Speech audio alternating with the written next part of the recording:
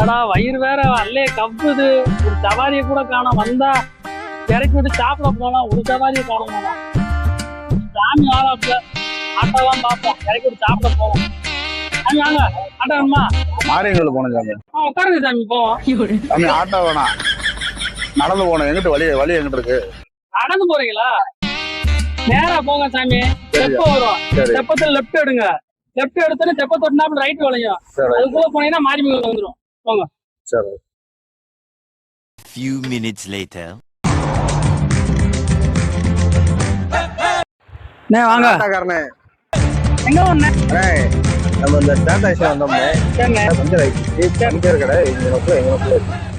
Puncture கடையானே? உங்களுக்கு விளக்கம் சொல்லி ஏன் நான் ஓஞ்சிருவோம் போல இருக்கேன். பஞ்சர் கடை நேரா போங்க. சிக்னல் வரும், அது லெஃப்ட் எடுங்க. ஆத்துப்பாலம் வரும். அது தாண்டோடனே ஒரு 2 ஆமா, அங்கேயே போய் பஞ்சர் பாத்துக்கலாம்.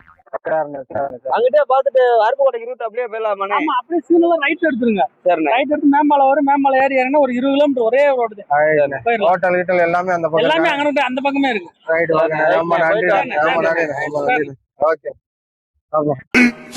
15 minutes later. என்னண்ணே எங்க போனோம்?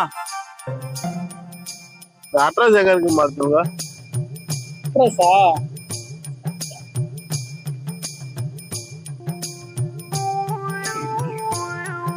இது செந்தில்குமார் காலேஜ் காட்டுதுண்ணே. உட்காருங்க, போவோம். ஆட்டோ வேணாம், பஸ் எதுவும் போதா காலேஜுக்கு?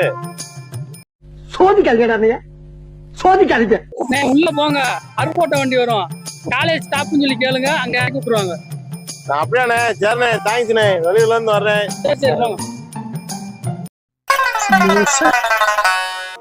30 minutes later. ஆட்டோக்கு வருவான் பார்த்தா வயிறு வேற பசி கொள்ளுது. கூட அட்ரஸ் கேட்கறக்கே வராங்க. அட்ரஸ் சொல்லி ஆட்டோக்காரன் ஓஞ்சி போய் அவங்களுக்கு.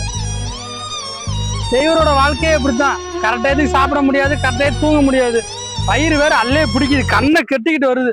இன்னும் சவாரி வராது, சாப்பிடனாலும் போவோம். இது என்ன போல ஒரு டிரைவருக்கு வந்து புரியும்.